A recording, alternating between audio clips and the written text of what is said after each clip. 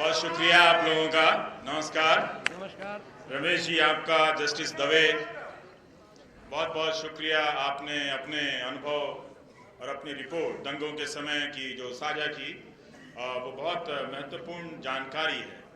उसी के संदर्भ में मैं छोटी सी बात ये कहना चाहता हूँ कि जब राजनीति में पैसे का प्रवेश हो रहा था तो दो चार साधु लोग कह रहे थे कि राजनीति में पैसे की क्या ज़रूरत है, पर जो उस वक्त के व्यवहारिक लोग थे वो ये कह रहे थे कि सत्ता चाहिए और राजनीति हम सत्ता के लिए करते हैं, दांव बहुत ज़्यादा होता है, इसलिए पैसा आने दीजिए, धन को आने दीजिए। राजनीति में धन आने लगा, कब काला धन बन गया पता ही नहीं चला। उसी तरह से जस्टिस दवे ने जिस धर्म की तरफ इशारा किया है, मैं उससे के बारे में यही कहना चाहता हूँ कि राजनीति में धर्म को मत आने दीजिए। धीरे धीरे धर्म आते आते कब काला धर्म बन जाएगा आपको पता नहीं चलेगा। और जैसे ही धर्म की हैसियत राजनीति में बड़ी होगी, नागरिक के रूप में आपकी हैसियत छोटी हो जाएगी। आप अपनी नागरिकता संविधान के दिए हुए अधिकारों से हासिल कीजिए। अगर अपनी नागरिक शक्ति, अपने नागरिक होने का अधिकार अगर आप धर्म की शक्ति से हासिल करेंगे तो आप न धर्म के रहेंगे न संविधान के रहेंगे, नागरिक की जगह जानवर बन जाएंगे। बहुत बहुत शुक्रिया आप सभी का। व्यास जी ने एक किताब दी है, अब नहीं तो कब बोलोगे। अब आ गया हूं तो अभी बोलूंगा। वैसे भी मैं एक दिन में कई बार और हर बार 2-2 घंटे भाषण नहीं देता हूं, फिर भी आपने मुझे बुलाया है, इसलिए शुक्रिया। जमाना उन्हें भी सुन रहा है जो कम बोलना चाहते हैं, उन्हें भी सुन रहा है जिन्हें कम बुलाया जाता है। गोदी मीडिया ने आम दर्शकों के लिए पिछले 3 साल से एक सिलेबस लॉन्च किया है। इसे मैं नेशनल सिलेबस कहता हूँ। और 3 साल से ये नेशनल सिलेबस जो है अभी तक कंप्लीट नहीं हुआ, जबकि रोज शाम को एक ही थीम है उस सिलेबस का, लेकिन चैप्टर अलग अलग हैं। रोज शाम को खिचड़ी, बिरयानी, ताजमहल मंदिर, नेहरू बनाम पटेल, बोस बनाम नेहरू, 3 तलाक, अकबर, औरंगजेब, शाहजहां, अशोक, टीपू सुल्तान, पद्मावती, रानी पद्मावती, और मालूम नहीं कब दीपोत्सव, सबसे ऊंची मूर्ति, महापुरुष वगैरह तो आते जाते रहते हैं इस लिस्ट में, सिलेबस में। जब कुछ नहीं होता है तब ये लोग आ जाते हैं, चुनाव खत्म हो जाता है तो नेशनल सिलेबस का कोई दूसरा चैप्टर आ जाता है। ऐसा लगता है कि पूरा देश इतिहास की कक्षा में बैठा हुआ है और हम सब पहली बार इतिहास पढ़ रहे हैं। और जो न्यूज़ एंकर है वो हमारा इतिहासकार है और एक नेशनल लेवल पे लेक्चर चल रहा है। सब ने, इसकी मूल भावना ये है कि सब ने किसी न किसी महापुरुष के प्रति उपेक्षा का भाव पकड़ लिया है कि उनके साथ ये उपेक्षा हुई, अब हम इनकी अपेक्षा पूरी करेंगे, और इसके बहाने अपनी अपेक्षाएं ये लोग पूरी कर रहे हैं। जैसे आप शक करते हैं कि ये क्या चल रहा है, वैसे ही व्हाट्सएप के जरिए चाणक्य का जिक्र आ जाता है। जो राष्ट्र इतिहास नहीं जानता उसका कोई भूगोल नहीं होता। जैसे हम सब भूगोल में टॉप हो गए हैं, हिस्ट्री में बाकी हैं तो हिस्ट्री जान लें। तो चाणक्य हमारे आजकल प्रोफेसर के बेंचमार्क हैं, उनके नाम से कुछ भी चल जाता है। हिस्ट्री में तो आजकल बहुत ही चल रहा है, युद्ध के मामले में चल रहा है, राष्ट्रीय राजकीय राजनीति के मामले में चाणक्य जी हमारे नेशनल सिलेबस के अंतिम प्रोफेसर हैं। अगर आपको कोई बात कहनी है, उसका कोई वजूद नहीं है, तो चाणक्य के नाम से चला दीजिए, कोई समस्या नहीं है। लोग यकीन कर लेंगे कि चाणक्य ने ऐसी कोई बात कही है। उसमें 2-3 बातें जरूर जोड़ दें, राष्ट्र जरूर जोड़ें,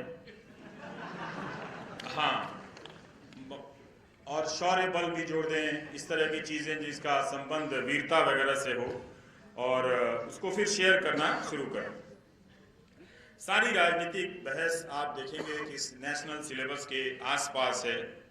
हो क्या रहा है कि इसके जरिए आप समझ रहे हैं कि आपको इतिहास से जोड़ा जा रहा है। दरअसल बहुत चालाकी से आपको इतिहास से काटा जा रहा है, आपको इतिहास विहीन बनाया जा रहा है, और आप समझ रहे हैं कि रोज हमें ये एक नया इतिहास लाकर जो गलत इतिहास हुआ था उसे अब सही करने की कोशिश की जा रही है। दरअसल उस इतिहास को गलत बताकर इतिहास लेखन कोई एक रेखा में नहीं चलती, एक बात पे ख़त्म नहीं होती, वो लगातार चलती रहती है। एक किताब के समानांतर 10 किताबें आती रहती हैं, एक शोध को दूसरे शोध खारिज करते रहते हैं। ऐसा कोई वामपंथी इतिहास नहीं होता जो एक मोटी रेखा में लिखा गया हो और एक पार्टी हेडक्वार्टर से निकाला गया हो इतिहास हो। लेकिन उसके बरक्स जो दक्षिणपंथी इतिहास होता है वो एक जगह से निकला हुआ आपको दिखता है। अगर आप लाइब्रेरी में चलकर इसे चाहते हैं कि साबित करना, मैं वो भी आपके साथ कर सकता हूँ। तो इतिहास लेखन जो है उसमें बहुत बदलाव आया। वो राजा रानी महापुरुषों के इतिहास से निकलकर आपकी ज़िंदगी, आपके योगदानों के इतिहास में गया, ढूंढा और देखा कि आपकी ज़िंदगी में आप अपने समय को किस तरह से देख रहे हैं। उससे भी इतिहास की रचना को पूर्ण करने की कोशिश की गई, जहाँ तक और जिस हद तक लिखित या अन्य तरह के दस्तावेज मिले हैं। पर अब फिर से उस इतिहास लेखन को हमें राजा रानी के इतिहास की तरफ ले जाया जा रहा है और एक बदले की भावना भरी जा रही है कि हम उसका अब बदला लेंगे। आज जो आज हमारे बीच नहीं है और जो आज हैं उनका उस इतिहास से कोई लेना देना नहीं, कोई कसूर नहीं है, लेकिन उसका बदला लिया जा रहा है। और एक नया इस तरह से नेशनल सिलेबस के तहत ये आपके भीतर नौजवानों में नफरत की आग भरी जा रही है और आप नौजवान चलते फिरते मानव बम की तरह हो गए हैं। सांप्रदायिकता एक इंसान को मानव बम में बदल देती है, इस बात को नोट कर लीजिए। और ये किसी और को नहीं बदलती, आपके पड़ोसी के बच्चे को नहीं बदलती है, आपके घर के अपने बच्चे को मानव बम में बदल देती है। वो इतने नफरत से भरा हुआ नौजवान घूम रहा होता है कि मामूली झगड़े को दो लोग, जो मुमकिन है कि दो धर्म के हों और उनके बीच जायज़ सवाल को लेकर झगड़ा हो रहा हो, वो उसे सिर्फ सांप्रदायिक निगाह से देखता है, मानव बम की तरफ फटता है और उस हत्या में शामिल हो जाता है। जो सत्ता की मदद से भले ना पकड़े जाते हों, लेकिन वो जुड़ जाता है कि किसी ने वो कोई तो भीड़ है जो पहलू खान को मारती है, जो इखलाक को मारती है, जो केरल में किसी और को मारती है, आप उसमें बदल जाते हैं। तो ये मानव बम है हमारे समाज के भीतर। ये किसी भी प्रकार के समाज में, किसी भी प्रकार के राष्ट्र में इनकी तादाद बढ़ती जाएगी। आपका सत्ता का कुछ नहीं होने वाला, आपका एक नागरिक के रूप में उसकी आपकी जो हैसियत है वो कमज़ोर होती जाएगी। आप लगातार ऐसी घटनाओं से, जब मैं बोल रहा हूँ तो याद कीजिए, टीवी पे जब आप देखते हैं कि भीड़ ने किसी को पकड़ के मारा, जो मरने वाला है वो किसी भी धर्म का हो, लेकिन भीड़ जब उसे ओवर पावर कर लेती है, उस पर अपना दबदबा कायम कर लेती है, आप उन समाचारों को सुनते हुए अपने घरों में डरते हैं, फेसबुक पर लिखने से संकोच करते हैं और किसी खास वक्त में घर से बाहर निकलने में हिचकिचाते हैं। तो आप डरते हैं, आपकी हैसियत, आपकी नागरिक शक्ति का क्षरण होता है, ह्रास होता है। तो एक तरह से आप देखें कि ये जो नफरत हमारे दिमाग में भरी जा रही है वो दरअसल सिर्फ राज करने के लिए नहीं भरी जा रही है, वो इसलिए भरी जा रही है कि लोग के रूप में आपकी ताकत, आपकी सत्ता हमेशा के लिए समाप्त हो जाए। आप अपने बच्चे को इस नेशनल टीवी से सिलेबस पे, जो नेशनल सिलेबस चल रहा है, मैं सचमुच कहता हूँ बचा लीजिए, खुद को भी बचा लीजिए इस नेशनल सिलेबस से। इसकी थीम बहुत घातक है और ये ख़त्म नहीं हो रही है, अंतहीन है। इसका पैटर्न भी एक ही तरह है, कहीं भी चुनाव होते हैं, कहीं भी चला आता है। अभी रानी पद्मावती को लेकर विवाद हो रहा है। प्रसून जोशी ने कहा कि फिल्म बनाने वाले ने हमें ही नहीं दिखाया और दुनिया को दिखा रहे हैं और विवाद पैदा कर रहे हैं। ये खतरनाक है। हम सबको एक आत्मविश्वास भरा नागरिक होना चाहिए। हमारे इतिहास में इंसाफ नाइंसाफ जैसे वर्तमान में है, उसी तरह से इतिहास में हुआ है और उसे बरतना आना चाहिए। हमें इतिहास का सामना करने आना चाहिए। हम दोनों इन बहसों के जरिए अति के छोर पर पहुंच रहे हैं और धीरे धीरे अपना सांप्रदायिकरण कर रहे हैं।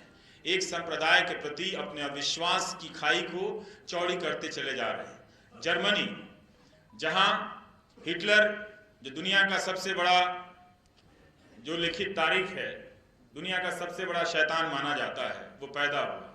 वहाँ के स्कूलों में सिखाया जाता है कि इस दाग को हम कैसे बरतें, इस इतिहास को हम कैसे बरतें। ना तो हम इतिहास के पन्नों को जलाकर बरत सकते हैं, ना हम इससे भागकर मुंह छिपाकर बरत सकते हैं। तो क्लास में सिखाया जाता है। मैंने एक जर्मन स्टूडेंट से पूछा था, पत्रकार थी, कि आप लोगों को क्या गिल्ट होता है हमारे नेता बात बात में सुबह शाम उठकर किसी को भी हिटलर कह देते हैं। क्या जर्मनी में भी लोग इस्तेमाल करते हैं इस बात को? तो उन्होंने कहा कि हम बहुत सावधानी से इसका इस्तेमाल करते हैं। जब इसका इस्तेमाल करते हैं तो मतलब ये है कि आपने तर्क करने की सारी जो क्षमता है वो खो दी है, तब जाकर आप किसी को हिटलर कहते हैं या हिटलर शाही कहते हैं। तो बहुत आसानी से आप इस्तेमाल करते हैं। जब शिंडलर्स लिस्ट आ रही थी, हिटलर के कारनामों पर बनी वो फिल्म, तो स्कूल में उस महिला पत्रकार की टीचर ने बताया सबको, ये हमारे मुल्क के इतिहास का सबसे काला पन्ना है, ये हुआ, इसमें हमारा कोई कसूर नहीं, ना तुम्हारे पिताजी का कसूर है ना मेरे पिताजी का कसूर है, ये हमारी जिंदगी का एक काला पन्ना है। हमें शर्मिंदा होना चाहिए, हम सब शर्मिंदा भी हैं, लेकिन हम उस फिल्म को देखते हुए अपराध बोध से नहीं गुजरेंगे, बल्कि आत्मविश्वास से भरेंगे कि हम उस दौर में नहीं हैं, हम एक नए दौर में हैं जो उससे बहुत आगे निकल आए हैं। तो हमने अपने नागरिकों को इतिहास किस तरह से बरता जाए वो नहीं सिखाया है। एक तरह से जानवर, वहशीपन, जंगली बनाने की एक परंपरा इन टीवी चैनलों के जरिए हो रही है। आप अगर नहीं सावधान होना चाहते कोई बात नहीं, बात याद रखिएगा, किसी वक्त में ये बात बहुत याद आएगी और आप बहुत परेशान होंगे। अपने लिए नहीं, अपने बच्चों के लिए, क्योंकि कोई भी, आप में से कोई भी नहीं चाहेगा कि आपका बच्चा तलवार लेकर किसी पड़ोसी को मारा है। भले ही उसकी पार्टी उसे बचा लेगी, लेकिन आप रात को नहीं सो पाएंगे कि आपका बच्चा खूनी हो। तो इसलिए ये जो हिंदू मुस्लिम थीम चल रहा है, इसमें बड़ी संख्या में हिंदुओं के भीतर और इसके भय में मुसलमानों के भीतर मानव बम बनाया जा रहा है। इससे हमारा समाज खराब हो जाएगा। जहां ज्यादा लोग हैं वहां ज्यादा इस तरह की सांप्रदायिकता मानव बम में लोगों को बदल सकती है। बंगाल का चुनाव आया, आपने देखा इस नेशनल सिलेबस का करामात। रातों रात, दिनों दिन सुभाष चंद्र बोस, नेताजी की फाइलें खुलने लगी और लगा कि अब उनके साथ इंसाफ होने जा रहा है जो नाइंसाफी हुई है। तो क्या, तो कभी नेहरू के बनाम उनको बरक्स खड़ा किया गया, कभी किसी के बरक्स खड़ा किया गया। उन्हें पूछने वाले बहुत आए, जब चुनाव हार गए तो सब नेताजी को भूल गए। बंगाल की राजनीति अब भी पहुंच रही है, मुकुल रॉय किसी पार्टी से किसी पार्टी में आ रहे हैं, लेकिन अब कोई नेताजी का नाम नहीं ले रहा, कोई नेताजी को नहीं बुला रहा है। तो इसलिए इतिहास का इस्तेमाल नहीं होना चाहिए। जरूर लाइब्रेरी में जाइए और पढ़िए कि नेहरू और बोस के बीच के क्या संबंध थे, उन संबंधों में क्या उतार चढ़ाव था, वो जरूर पढ़िए। लेकिन टीवी के दफ्तर में आकर इसे बहस करेंगे, गड्ढे में गिरेंगे। जिस एंकर को दिन में 2 अखबार पढ़ने का वक्त नहीं होता, वो रोज रात को इतिहासकार बनकर आपको बुद्धि भ्रष्ट कर रहा है, ये बता रहा हूं। और याद रखिएगा, बात किसी दौर की नहीं है, बात आपकी पीढ़ियों की है। आप यहां तक तो निकल आए, लेकिन आपके सामने जो गड्ढे बन रहे हैं उसमें कौन कौन गिरेगा हम नहीं जानते। उसमें सिर्फ मैं नहीं गिरूंगा और सिर्फ आप नहीं गिरेंगे, उन बच्चों को भी गिरते देखेंगे जिन्हें आप गोद में उठाकर अच्छे भविष्य की उनकी कामना करते हैं। तो ऐसे राजनीति में बहुत हीरो लोग आते हैं नए नए कपड़े पहनकर, उन्हें लगता है कि अपना वर्तमान जो है वो लिख रहे हैं इतिहास की तरह, मगर इतिहास उन जैसों का बहुत पहले ही उनका वर्तमान लिख चुका होता है। अगर आप इतिहास को परखना जानेंगे तो आज के वर्तमान पर आपको कोई हैरानी नहीं होगी। इसी तरह से गुजरात चुनाव में सरदार पटेल के जिक्र की कोई जरूरत नहीं थी, उनका जिक्र लोकसभा के चुनाव में हो गया था। लेकिन मैं देख रहा था कि नाराज पटेलों को मनाने के लिए सरदार पटेल का जिक्र होने लगा। मेरी पटेल समाज से यही गुजारिश है कि सरदार बहुत बड़े नेता हैं।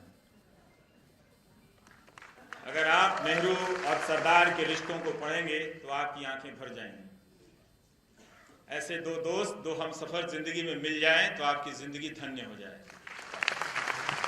आपकी जिंदगी में आप किसी के लिए नेहरू बन सके और कोई आपके लिए सरदार बन सके तो सोचिए आपने जिंदगी में बहुत कमाया है। लेकिन आपने जिसे पहले सरदार कहा उसे बोलने के लायक नहीं छोड़ा, तो सोचिए आपने सब गंवा दिया है। सरदार के बाद राजनीति में एक और सरदार कहे गए, आजकल बोलते हुए नजर नहीं आते, उन्हें भी लौह पुरुष कहा गया। ये मत कीजिए। उन दोनों के बीच आदर और जो सम्मान था वो दोस्ती राजनीति के टेक्स्ट बुक में पढ़ाया जाना चाहिए कि कैसे नेहरू और पटेल एक दूसरे से असहमत होते हुए भी एक दूसरे का इतना सम्मान करते थे।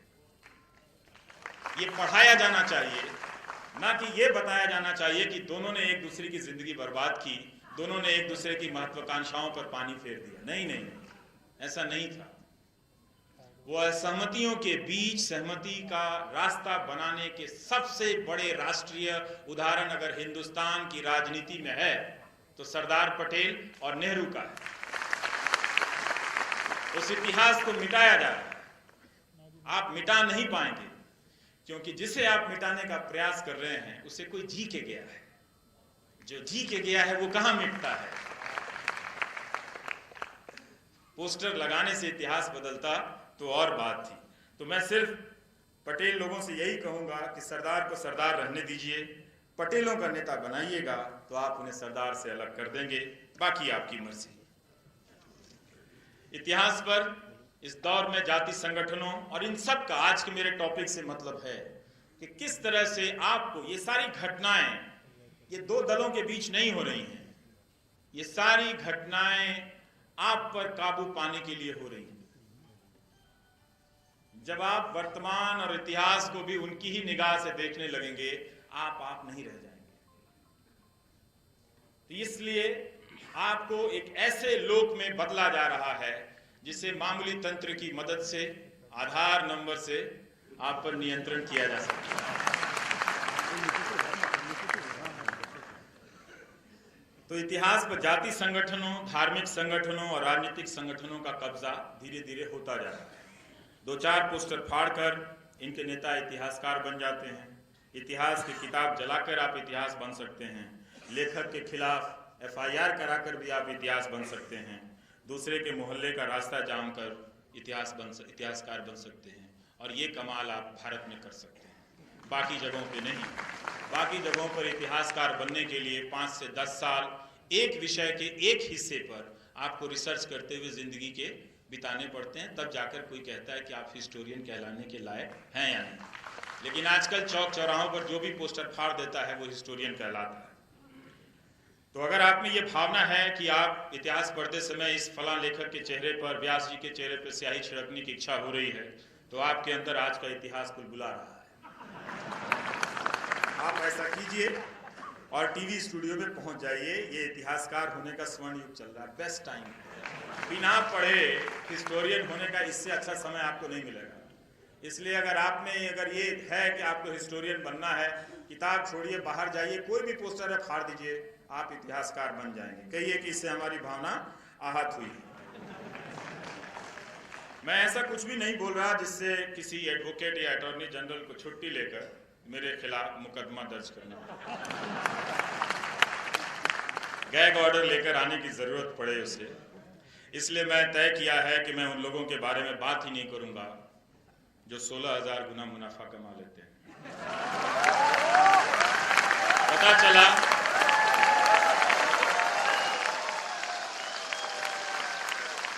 पता चला मेरा ही 16,000 गुना नुकसान हो गया। इसलिए अपना भाषण इस तरह से तैयार किया है कि ना उनकी मानहानि होगी ना मेरी धनहानि होगी। इसके बाद भी कोई मानहानि करना चाहे तो मेरी उनसे एक विनती है, आप जस्टिस लोग हैं यहाँ पर,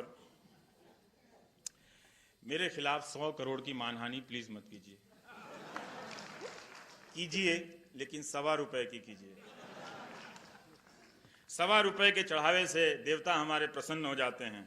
मैं एक ऐसे भारत की कल्पना करता हूं जहां किसी की भी मानहानि ₹1.25 से अधिक की ना हो। अमीर और गरीब के बीच भले चाहे जितना फर्क हो जाए, 2 रोटी से लेकर 20 केक का फर्क हो जाए, लेकिन मानहानि का कोई फर्क ना रहे, सबकी मानहानि ₹1.25 की होगी। इससे वकीलों को भी बहुत आराम हो जाएगा, कानून मंत्री को भी कुछ और काम करने का मौका मिल जाएगा। इसलिए मैंने एक नारा लिखा है, एक मान एक हानि, एक मान एक हानि, एक राष्ट्र एक मान, ₹1.25 का सबका सम्मान। कितना बढ़िया नारा है। टेम्पो पे लाउड स्पीकर लेकर निकल जाइए। एक मान एक हानि, एक राष्ट्र एक मान, ₹1.25 का सबका सम्मान। बहुत सामंती चीज है ये मान हानि का जो कानून है, बहुत सामंती कानून है। अपने आप में इसे देखेंगे आप तो ताकतवर अमीर लोग इसका इस्तेमाल करते हैं। गरीब को आप कभी नहीं देखेंगे कि जाकर कहते हुए कि मेरी मान हानि हो गई, आपने मुझे न्यूनतम समर्थन मूल्य नहीं दिया, आपने हमें आत्महत्या करने के लायक बना दिया ग्लानि से कि मैं कर्ज चुका नहीं पा रहा हूं और रस्सी पर लटक जा रहा हूं और मेरी संख्या 1 नहीं, 1000 नहीं, 2 नहीं, 2 लाख है, 3 लाख है इस देश में 10 साल के दौरान, 15 साल के दौरान। और अभी पिछले 15 दिनों के भीतर आंध्र प्रदेश में 27 से ज्यादा किसानों ने आत्महत्या की। उनकी ग्लानि, कर्ज ना चुका पाने की ग्लानि, परिवार ना पाल पाने की ग्लानि आपके खिलाफ मानहानि तक नहीं ले गई। लेकिन कोई अमीर, कोई वकील, कोई ताकतवर आपको डराने के लिए मानहानि का इस्तेमाल करता है। इस तरह से ये जो कानून है वो लोकतंत्र में लोक की हैसियत को कमजोर करता है। पहले आपको इतिहास से डरा रहे हैं, अब आपको मानहानि से डरा रहे हैं। इस डर का एक फायदा होगा कि जिन कोनों में जहां कुछ राज हो सकते हैं, जहां कोई बातें छिपी हुई हो सकती हैं, वो अब कभी बाहर नहीं आ पाएंगी। इस डर की वजह से कि 100 करोड़ और 1.25 करोड़ की मानहानि का मुकदमा कौन झेलेगा। इसीलिए अगर आप रखना भी चाहते हैं तो कानून में ₹1.25 की मानहानि का प्रावधान रखिए। मान के नाम पर किसी का धन छीनना यह संपत्ति के अधिकार की भावना के खिलाफ है। राइट टू प्रॉपर्टी हमारा कॉन्स्टिट्यूशनल राइट है। इस राइट को किसी के प्राइड में नुकसान हो जाए इस आधार पर नहीं ले सकते। नहीं तो बैंकों से कहिए कि मानहानि लोन की व्यवस्था करें, फिर मैं ऐसा काम कर दूं कि 500 करोड़ की मानहानि हो जाए और एनपीए हो जाए, फिर मैं गोल हो जाऊं। फिर आप प्रेस कॉन्फ्रेंस कीजिए कि मैं बड़ा स्कीम ला रहा हूं, जो 10 लोग मानहानि का लोन लेकर एनपीए कर गए हैं, हम बैंकों को बचाने के लिए एक स्कीम ला रहे हैं, ताकि दो लोग लिखे कि हाँ सरकार ने रिफॉर्म शुरू कर दिया है। ठीक है, तो इसलिए ये जो मानहानि कानून है ये डराने का कानून है कि आप उससे डरें। पहले ही इस कानून के जरिए उद्योगपतियों ने अपने लिए काफी छूट ले ली है। मीडिया में कोई उनके खिलाफ नहीं बोलता। आप उन्हें ईमेल करेंगे कि आपके खिलाफ ये सब चार्ज हैं, वो जवाब नहीं देते हैं और उल्टा नोटिस भेज देते हैं। वही सुविधा अब राजनीतिक दल अपने लिए रखना चाहते हैं। जो सत्ता में हैं उनके मान सम्मान को इतनी ठेस पहुंच रही है कि बात बात में वो मानहानि का मुकदमा कर रहे हैं और खुद को वो लोकतंत्र का अगुवा भी बताते हैं। ये और कुछ नहीं, ये लोग को कमजोर करने का एक तरह से डिजाइन है, ताकि आप उसके हिसाब से ही आप करें और इसी हिसाब से मीडिया, उद्योगपति और राजनेता, इन तीनों के बीच एक बहुत ही कोजी रिलेशन बनता जा रहा है। आपके राजस्थान में कानून आते आते रह गए। यहाँ के सक्रिय नागरिकों और पत्रकारों को बधाई। अगर वो अब नहीं बोलते तो कभी नहीं बोल पाते। राजस्थान पत्रिका ने बहुत साहसिक कदम उठाया कि जो बोलना था वो उसी वक्त गुलाब कोठारी जी ने अपने संपादकीय में अपनी बात कह दी। और कल भी जो उन्होंने खाली स्पेस छोड़ी है वो भी बहुत महत्वपूर्ण है। वो आज की नहीं, वो आपातकाल के उस दौर की भी याद दिलाती है। वो क्यों खटका, हमें कहीं भी उसकी आहट मिले तो क्यों सतर्क होना चाहिए। वो इसलिए कि वो दौर अच्छा नहीं था और इसलिए कि उस दौर को हम फिर नहीं दोहराने देंगे। वो दौर इस बार दोहराया गया या दोहराया जा रहा है तो आपके लोक होने की जो ताकत है, हैसियत है, वो इस बार मिट जाएगी। और यही नहीं, आप पूरे दुनिया के स्तर पर देखें तो किस तरह से मिटती चली जा रही है। सैकड़ों के सैकड़ों जर्नलिस्ट जेल भेजे जा रहे हैं। रूस हो, चाहे टर्की हो, चाहे अमेरिका हो, आप उस तरह से देखिए कि कैसे एक सूचना के संसार पे सत्ता अपना नियंत्रण कायम करते चली जा रही है। हमारे सामने जो राजस्थान का जो कानून था, ये अगर पास होता तो ना तो आप बोल पाते, लिख पाते, लिख नहीं पाएंगे तो जाहिर आप जी नहीं पाएंगे। और पहले आपको इतिहास की बोझ से डराया गया, फिर मानहानि से, और राजस्थान का कानून अगर पास होता तो मीडिया बंधुआ मजदूर बन जाता। वो वैसे ही गोदी मीडिया है, गोद में खेलता हंसता खेलता बच्चा है, लेकिन सत्ता बहुत क्रूर होती है। वो उस गोद में बैठे बच्चे की गर्दन भी दबा देना चाहते हैं। अब मुर्दाबाद मत कहिए किसी। जनता जिंदाबाद कहिए, बाकी सब ठीक हो जाएगा। तो आप देख रहे हैं कि कैसे लोकतंत्र पे हमारा जो तंत्र है वो लोग पर हावी हो रहा है और आप लगातार कमजोर हो रहे हैं। और इस कमजोर में अवतार की श्रेणी में नेता को खड़ा किया जा रहा है, अपराधी की श्रेणी में जनता को खड़ा किया जा रहा है। आप अगर सवाल पूछते हैं तो आपको देशद्रोही कहा जाता है कि अवतार पुरुष से आपने सवाल पूछने की हिम्मत कैसे की। सोशल मीडिया पर आपका के खिलाफ अभियान चलाया जाता है, घेर कर नारेबाजी की जाती है और इस प्रक्रिया में आप डरने लगते हैं। डरते डरते आप अपने बच्चों को कहते हैं कि फेसबुक पे बहुत लिख रहे हो, कम लिखा करो। तो बहुत सारे लोग कहते हैं कि मैं सर लिख रहा था लेकिन मेरे माँ ने बहुत मना किया कि ज़माना बहुत ख़राब है, तुम मत लिखा करो, तो अब मैं नहीं लिखूंगा। तो धीरे धीरे आप उस स्पेस को छोड़ते चले जाते हैं। आप उस जगह को जब जितना छोड़ते हैं, आप अपने आप को, अपनी जनता होने की हैसियत को कमज़ोर करते हैं। जब आप जनता ही नहीं रहेंगे तो आप इंसान इस तंत्र की व्यवस्था में नहीं रह पाएंगे। आपके मनुष्य होने का सबसे बड़ा प्रमाण यही है कि आप अपने आप को जनता बनाए रखिए। वो डरा रहे हैं लोकतंत्र में, इसलिए वो जनता का एक जनबोध होता है, वो होना बहुत जरूरी है। मतलब आप लोकतंत्र पर अपनी दावेदारी कीजिए, आप तंत्र से ऊपर हैं। और जब आपका जनबोध भयबोध का शिकार हो जाता है तब आप सेवक हो जाते हैं। लोकतंत्र में लोक पहले आता है, लोक मास्टर है तंत्र का।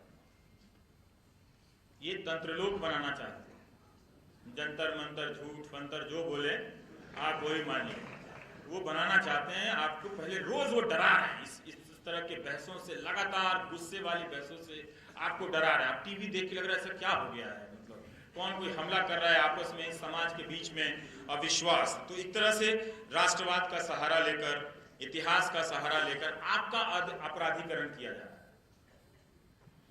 आप उस तरह से बताया जा रहा है कि आप अपराधी हैं और कानून का इस्तेमाल किया जा रहा है। शुरू में लोगों को लगा कि हम सब एक तमाशा देख रहे हैं और एक जायज बहस देख रहे हैं, पर अब कई लोगों को ये बात समझ में आने लगी है और ये डिजाइन किस तरह से है। और ये अविश्वास जो है इसका एक पैटर्न है पूरी दुनिया में। आप देखेंगे कि संस्थाएं जब कमजोर होती चली गई और राजनेताओं के प्रति आपका विश्वास कमजोर हुआ, तो राजनेताओं ने एक तरकीब निकाली।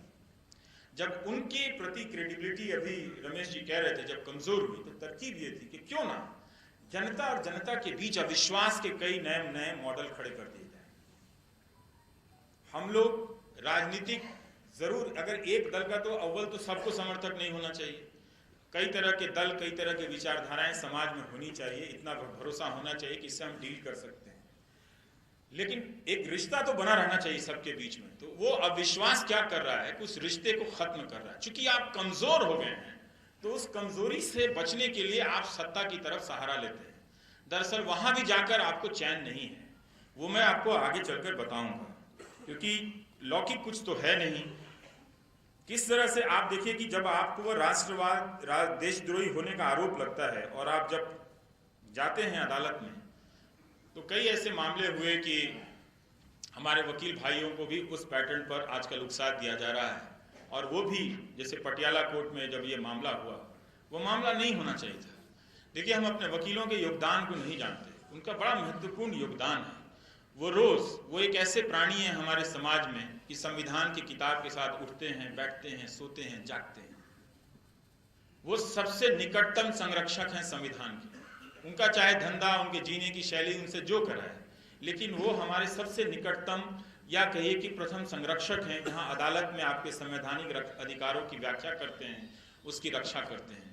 लेकिन इस राजनीति ने उन्हें इस्तेमाल कर लिया राष्ट्रवाद के चक्कर में, जो वो अपना उतना शानदार इतिहास भूल गए कि वो अंग्रेजों के सामने खड़े होकर अपना सब कुछ गंवाकर वकीलों ने हमें उस संवैधानिक अधिकार के प्रति ये हिम्मत दिलाई कि हिंदुस्तान का कोई वकील अदालत में भी उनसे लोहा ले सकता है।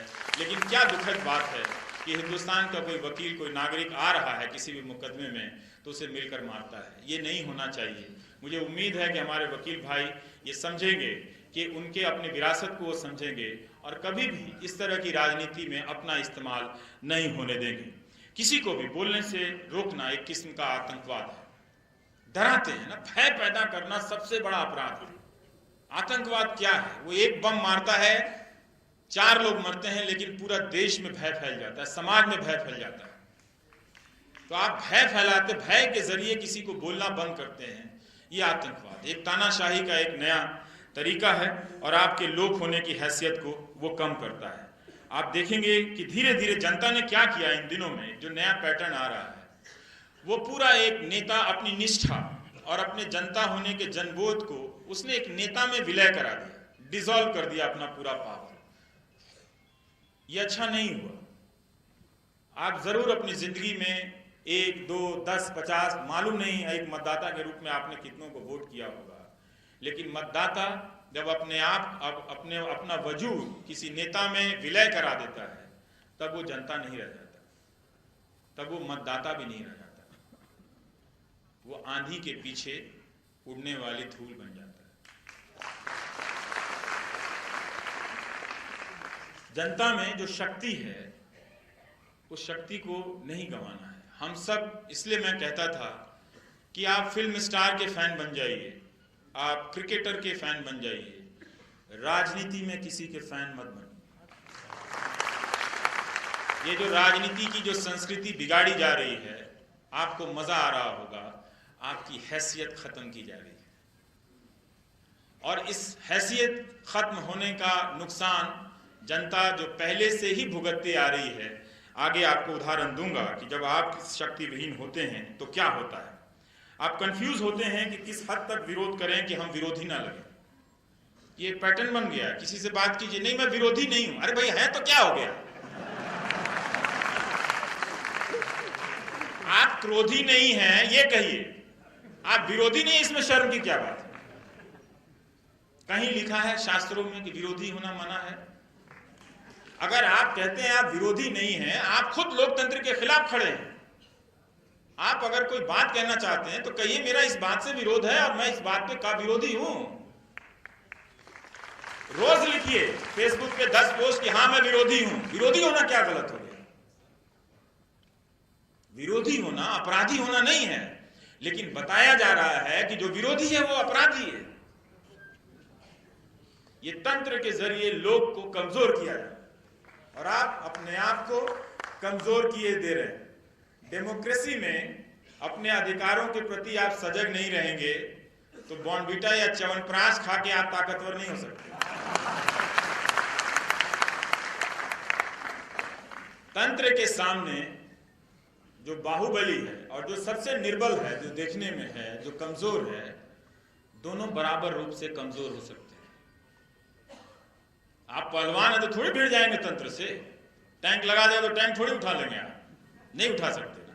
तो इसलिए तो आप ये बहाना मत बनाइए। और यही हो रहा है कि हम विरोध छोड़ के अनुरोध करने लग रहे हैं। तो अनुरोध और विरोध में बड़ा अंतर है।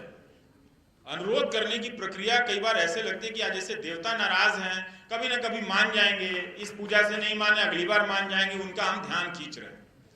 जब सूरत के व्यापारी भाई प्रदर्शन कर रहे थे 5-6 महीने तक, उन्होंने बहुत आर्थिक नुकसान उठाया, तो मैं उनके विरोध को बहुत नजदीक से देख रहा था कि ये बहुत दिलचस्प बात है कि जब भी वो विरोध कर रहे थे, उनकी संख्या जहां भी वो जमा हो रहे थे और जिस वक्त से भी जमा हो रहे थे, साधारण नहीं थी। काफी बड़ी संख्या में वो लोग जमा होते थे, लेकिन वो विरोध करने की जगह अनुरोध कर रहे थे। जब आप अनुरोध करते हैं तब आप लोकतंत्र के लोक नहीं रह जाते। अपने जनता होने का अधिकार आप छोड़ देते और वो साईं भजन पे राइम बनाकर गाने लगे। पूरा जो साईं भजन है उस पे वो उनका पूरा आंदोलन है, कहीं नारा नहीं लगा हाय हाय ये हो बर्बाद, जिंदाबाद, मुर्दाबाद। ये सब तो हमारे लोकतंत्र के सामान्य नारे हैं, चलते फिरते किसी भी नेता के खिलाफ लगा दिए जाते हैं। मगर वो वहां पर वो सब कुछ अनुपस्थित था, संख्या थी। जब जनता जनता नहीं रह जाती तो सिर्फ एक संख्या रह जाती है। इसलिए उनके आंदोलन का कोई असर नहीं, कोई असर नहीं।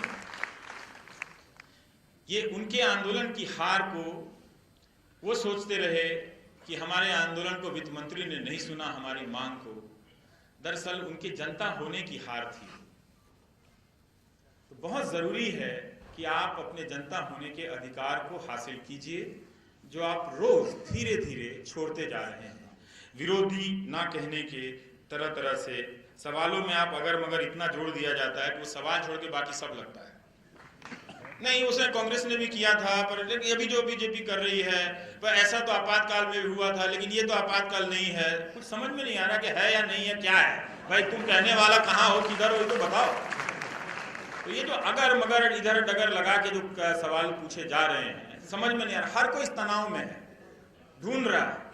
मान लीजिए आप कोई सवाल करते हैं, लोग कहते हैं एंटी बीजेपी। कल को भारत के सभी राज्यों में बीजेपी की सरकार बन जाती है, तो क्या हर सवाल एंटी बीजेपी हो जाएगा? तब क्या करेंगे आप? सवाल तो सवाल रहेंगे ना, सरकारें तो बनती रहेंगी किसी ना किसी की। जो राजनीति में है, जिनके अपने दल हैं, उन्हीं के बनते रहेंगे। किसी के बहुत लंबे समय तक चलते रहेंगे, किसी के बहुत छोटे समय तक चलते रहेंगे। लेकिन ये भावना आप में नहीं, पत्रकारों में नहीं। पहले पत्रकारों को टारगेट करके कहा गया, उसके बाद धीरे धीरे आप कहने लगे कि हाँ हाँ वो एंटी है, वो है। फिर वो आप उसके रिफ्लेक्शन में अपने आप को देखने लगे। अच्छा, जब मैं उसको एंटी कर रहा था तो मैं कैसे एंटी हो सकता हूं? कहते कहते आपका विलय की जो प्रक्रिया है वो लगातार चल रही है। मतदाता मतदान के बाद मतदाता नहीं रह जाता, जनता रहता है। उसको जनता बनना पड़ता है।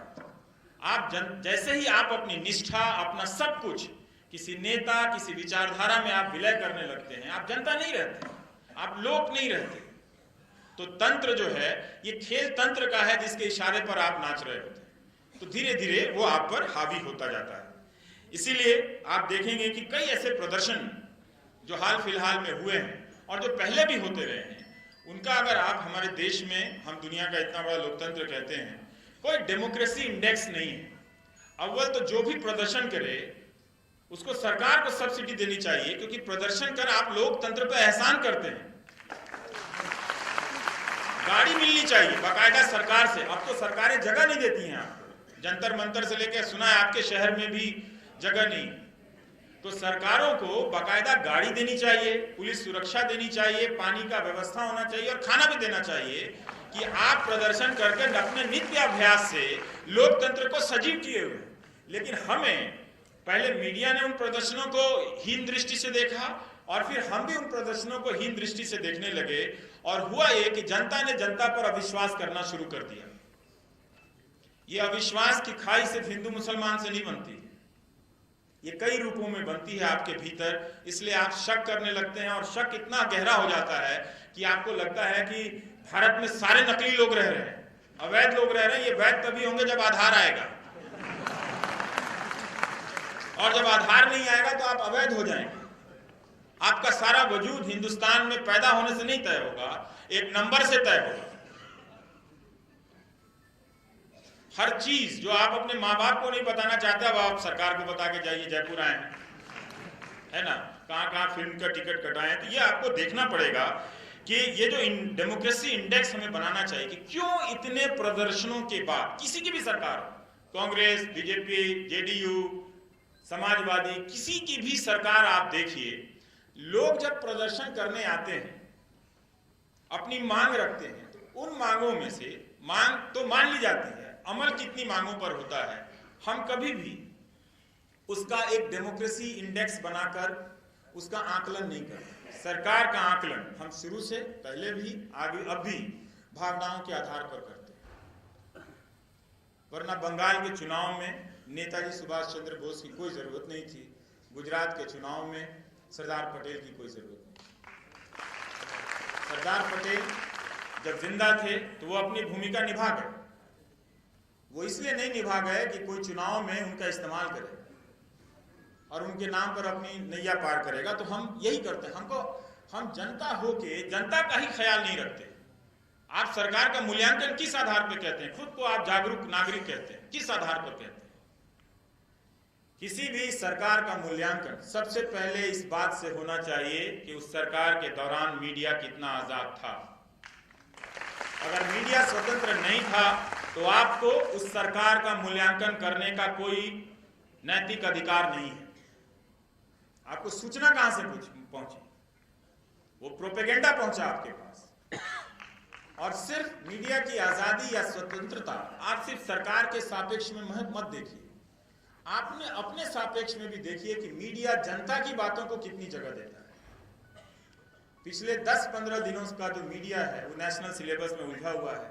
रानी पद्मावती को लेकर, उसके पहले राम रहीम को लेकर उलझा हुआ था, उसके पहले राम श्याम को लेकर उलझा हुआ था। 10-12 दिन दीपोत्सव में निकाल दिया पूरी दिवाली के समय।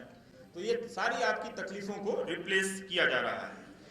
दिल्ली में एक महिला ने फोन किया कि वो काफी बेचैन हैं और वो चाहती थी कि मैं प्रदूषण पे कुछ उनको लेकर चर्चा करूं। वो नई सक्रिय हुई थी, मैं उनका हौसला नहीं तोड़ना चाहता था, पर मैं बता रहा था कि जो सवाल आप उठा रहे हैं पिछले 4 सालों से हम कर रहे हैं। पर ठीक है, कोई नागरिक जिस वक्त जागे, जिस वक्त सक्रिय हो, वो उसका स्वागत करना चाहिए। हो सकता है कि मैं जो आज बात कह रहा हूँ उसका कल मुझे बोध नहीं था, आज हालात ने मुझे और गंभीर तरीके से सोचने के लिए मजबूर किया, तो मैं ये बात सोच रहा हूँ।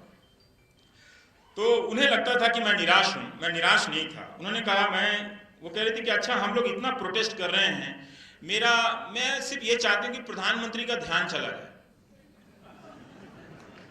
मैंने कहा मैडम आप जो हैं अवेयरनेस नहीं, आप अनुरोध कर रही हैं, अनुनय विनय कर रही हैं। आप जनता होकर प्रधानमंत्री के पास जाइए, भक्त होकर मत जाइए। उसके लिए करोड़ों देवी देवताओं की पर्याप्त व्यवस्था हिंदू धर्म में की गई। कोई निकटतम ना भी मिले तो किसी पेड़ को ही पूज लीजिए, आपका काम हो जाएगा। इतना उदार धर्म आपको कहीं नहीं मिलेगा। हालांकि भीतर उसकी जाति व्यवस्था की बात अलग है, वो भी कर दूंगा अभी। तो हुआ ये, तो मैंने उनको एक पत्र लिखा जो मैं आपको पढ़ना चाहता हूँ। वो ये सोच रही थी कि मैं निराश हो गया हूँ इस तरह से करते हुए, और वो उन्हें एक यकीन था कि 10-5 टीवी चैनल अगर उनके प्रयासों को दिखा दें स्कूल के बच्चों, हालांकि खूब कवरेज हो रहा था, ऐसा नहीं। तो मैं कह रहा था कि आप जो कह रही हैं वो तो लगातार कवरेज होता चला जा रहा है। मेरा समय ज्यादा लंबा हो तो बता दीजिए, क्योंकि आप ज्यादा संख्या में आए हैं तो मैं सोच रहा हूँ 2 घंटा मैं भी बोल ही लूँ, कपड़ा बाद में बदल लूँगा। तो मैं तरह का मैं सोचा, नहीं तो मैं 10-12 बंडी ले आता, पर छूट गया, कोई बात नहीं। तो मैं ये कह रहा था कि तो मैंने उनको एक पत्र लिखा कि आप गलत समझ रही हैं, ये असर इसलिए नहीं हो रहा है आपके आंदोलन का क्योंकि आप जनता नहीं है। तो मैं एक पत्र लिखा, मैं पढ़ रहा हूँ। आप ना कम कर रही हैं, उनका प्रयास अच्छा था, आप ना कम कर रही हैं ना गलत कर रही हैं, अपनी हैसियत से ज्यादा कर रही हैं। आप ही नहीं, अलग अलग मसलों को लेकर बहुत से लोग ऐसा प्रयास कर रहे हैं। उनके भी सवाल वाजिब हैं और मरने जीने से जुड़े हुए हैं, मगर इन सब का कहीं भी कोई असर नहीं हो रहा। नागरिक आंदोलनों की नाकामियों की लिस्ट लगातार लंबी होती चली जा रही है। उसमें 2-4 नाम और जुड़ भी जाएं तो सिस्टम या मंत्रियों को या सरकार को कोई फर्क नहीं पड़ता है। 2-4 मामलों में वे खुश होने के लिए बोल भी देते हैं कि हम ऐसा करेंगे, मगर असल में एक हद के बाद कुछ नहीं होता है। दिल्ली 4 साल से इस मसले पर बहस कर रही है कि बच्चों से लेकर बूढ़ों तक के फेफड़े खराब हो रहे हैं। ये इशू है, इसे बनाने की जरूरत नहीं है। ये इसलिए हो रहा है मैडम कि जनता होने की असल शक्ति आपसे ले ली गई है। फैन बनकर या अंध समर्थक बनकर आपने या किसी ने भी मतदान के बाद अपनी निष्ठा किसी नेता में समाहित की है, वो अब जनता नहीं है। जब आप जनता की पहचान छोड़कर नेता का मुखौटा पहन लेती हैं, गाल पर टैटू बना लेती हैं, उसमें अपना विलय कर देती हैं, आप उसकी प्रतिछाया बन जाती हैं, रिफ्लेक्शन बन जाती हैं, तब आपका पीपल होने का पावर चला जाता है। इसलिए आपको या किसी को भी समझ नहीं आ रहा कि आप जो बोल रही हैं उसका असर क्यों नहीं हो रहा है। 4 साल 5 साल से लगातार उसके बादल बर्दाश्त के लायक नहीं है, हवा खराब हो चुकी है दिल्ली की, तब भी असर नहीं हो रहा है। आपके भीतर विचारधारा या उस नेता की छाया मौजूद है। आप जब तक खुद को उस प्रतिछाया से अलग नहीं करेंगी, आप जनता नहीं बनेंगी। इसलिए आपको या किसी को समझ नहीं आ रहा कि यह असर क्यों नहीं हो रहा है। किसान गोली खा लेते हैं, फांसी पर लटक जाते हैं, क्या आपको उससे फर्क पड़ता है? हर दिन हर राज्य में किसान बर्बाद हो रहे हैं, क्या आपको कभी फर्क पड़ा? कॉलेज के कॉलेज शिक्षकों से खाली हैं, क्या आपको फर्क पड़ा? जब हम जनता होकर जनता का साथ नहीं देते हैं, उसकी तकलीफ से हमें फर्क नहीं पड़ता, तो हमारे बोलने का असर कैसे होगा? जिस तरह आप किसी और के वक्त चुप थी, उसी तरह कोई और आपके वक्त चुप है। इसलिए कहता हूं, आवाज उठाने का अभ्यास कीजिए। कोई दूसरा बोले तो उसके लिए बोलिए और उसके बोलने के अधिकार का प्रोटेक्शन कीजिए। वो जनता बनता है आवाज उठाने से, और जब भी कोई जनता बने उसका हौसला बढ़ाइए, भले असहमति हो उसके प्रयास से, मगर इस हद तक साथ दीजिए कि उसे बोलने दिया जाए, उसे सुनने दिया जाए। नहीं सुनना भी एक तरह से नहीं बोलने देना है। इसीलिए आज हम सब की लड़ाई अकेले की लड़ाई हो गई है। आप किसी भी लड़ाई को एक सीमा से ज्यादा बड़ा नहीं कर सकती हैं। जनता ही जनता के साथ धोखा कर रही है। सत्ता तो अपनी प्रकृति में धोखेबाज है ही। हम सब जनता ना होकर सत्ता का काम आसान कर रहे हैं।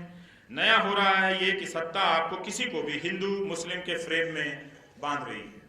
पहलू खान, इखलाक या जुनैद जब मारे जा रहे थे तब मुसलमान नहीं मारे जा रहे थे, तब जनता मारी जा रही थी। जब केरल में आरएसएस के वर्कर मारे जा रहे हैं और बदले में सीपीएम के वर्कर मारे जा रहे हैं, और सीपीएम के वर्कर मारे जाते हैं तो आरएसएस के वर्कर मारे जाते हैं, तब कोई हिंदू या कम्युनिस्ट नहीं मरता, जनता मरती है। इसलिए बोलिए, जनता का साथ दीजिए। राजनीति का कोई भी अतिरूप अंत में जनता को ही कमजोर करता है, उसका लोकपन, जनबोध छीन लेता है। इसलिए आपकी कोशिश तो ईमानदार है मैम, मगर असरदार नहीं है। हुआ वही, दिल्ली की मीडिया ने जल्दी ही छोड़कर रानी पद्मावती का मसला उठा लिया। उसने अपने फेफड़ों की भी चिंता नहीं, उसे अपनी सेहत की भी चिंता नहीं। तो सोचिए वो आपकी कितनी चिंता करता है। आप तब भी टीवी देखते हैं, मैं कमाल है। हिंदू मुस्लिम फ्रेमवर्क किसी भी मुद्दे का बेंचमार्क है, राष्ट्रवाद एक फ्रेमवर्क है, फिर किसी को देशद्रोही करना फ्रेमवर्क है। अब आप इतनी आसानी से इस फ्रेमवर्क से नहीं निकल पाएंगे। ये इतना गहरे बैठ गया है, इतना गहरा गया है आपके अंदर कि इससे निकलने के लिए आपको बहुत मेहनत करनी पड़ेगी। हम सोचते हैं कि लोकतंत्र में नागरिक होना कोई फ्री फंड का खेल है। दरअसल ये आईआईटी के इम्तहान से भी मुश्किल प्रयास है, परिश्रम है। इतनी आसानी से ना तो आप नागरिक होते हैं, ना ही फोकट में आप जनता होते हैं।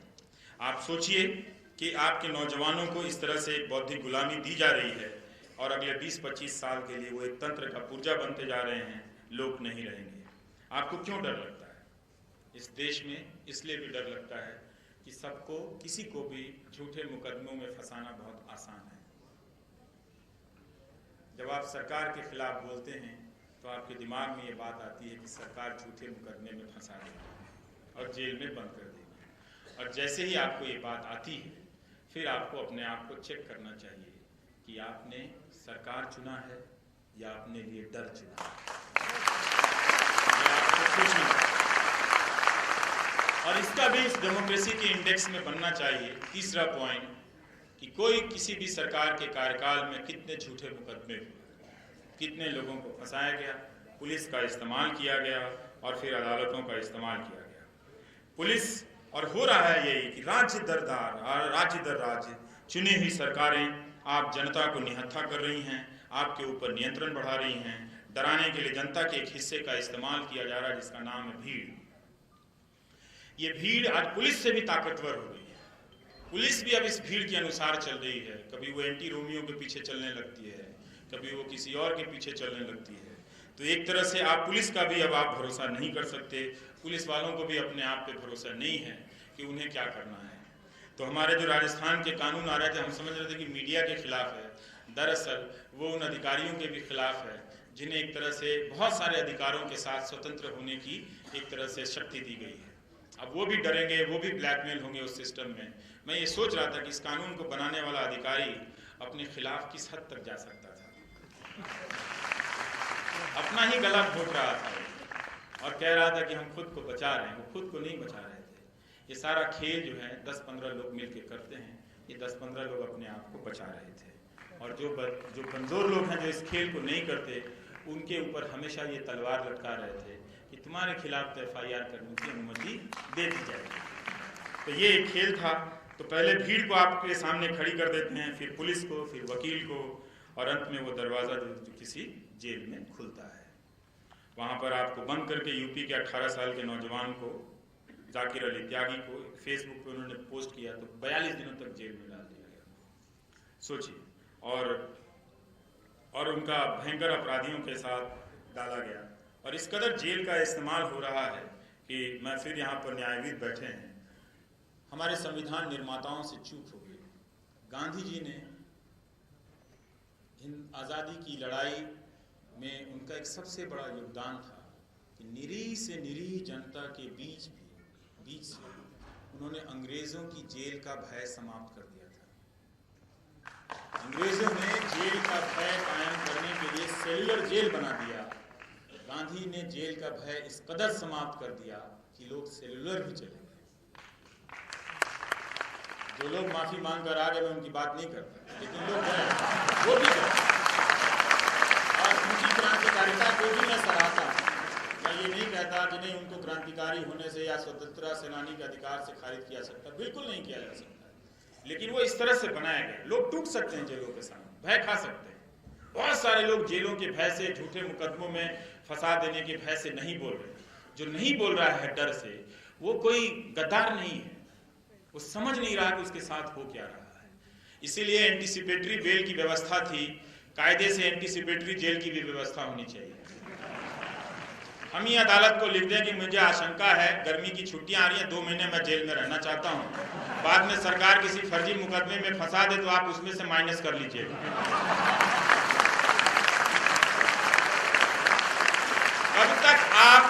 कब तक आप जेल के भय से नहीं बोले? तो इसलिए आप यही बोलिए कि हम फला तारीख को यूं ही जेल जाना चाहते हैं हम लोग, और सब के सब जेल चलिए। अपना लंच बॉक्स पैक कीजिए, 2-4 सूखा पराठा ले लीजिए, 2-3 दिनों तक चले, 2-3 दिन जेल में रह के आइए सब कोई, ताकि समाज के भीतर से झूठे मुकदमों और जेल का भय खत्म हो जाए। और ये एक सरकार की देन नहीं है, इसे कब तक हम बर्दाश्त करेंगे? लोगों का करियर, जीवन, राजनीतिक जीवन सब बर्बाद कर दिया जाता है। ये एक हथियार बन गया है। किसी की भी सरकार आती है, झूठे मुकदमे में फंसाओ और जेल जाने का डर दिखाओ। तो जरूरी है कि हम इस जेल जाने का डर से, अगर हम सच्चे गांधी के सेवक अपने आप को कहते हैं, एंटीसिपेटरी जेल की मांग करके, अग्रिम जेल, अग्रिम जमानत नहीं, अग्रिम जेल की मांग करके, और जैसे ₹1.25 की मानहानि की तरह अपने आप को हम मुक्त कर लें। और मैं आपको कुछ केस स्टडी पढ़ना चाहता हूँ। थोड़ा बोरिंग लगेगा, लेकिन आप पढ़िए, सुनिए, ताकि आपको पता चले कि कैसे आपको कमजोर किया जाता है तंत्र के जरिए। 2012 में बंगाल में एक प्रोफेसर को गिरफ्तार कर लिया गया क्योंकि उन्होंने ममता बनर्जी के खिलाफ एक कार्टून पोस्ट किया। उसी साल नवंबर 2012 में शाहीन और रेणु नाम की 2 लड़कियों को गिरफ्तार किया गया क्योंकि उन्होंने बाल ठाकरे के निधन पर मुंबई को बंद करने के पर ही सवाल कर दिया था। अक्टूबर 2012 में पुदुचेरी में एक व्यापारी रवि श्रीनिवासन को इसलिए गिरफ्तार किया गया कि उन्होंने पी चिदम्बरम के बेटे के खिलाफ आपत्तिजनक कोई टिप्पणी कर दी।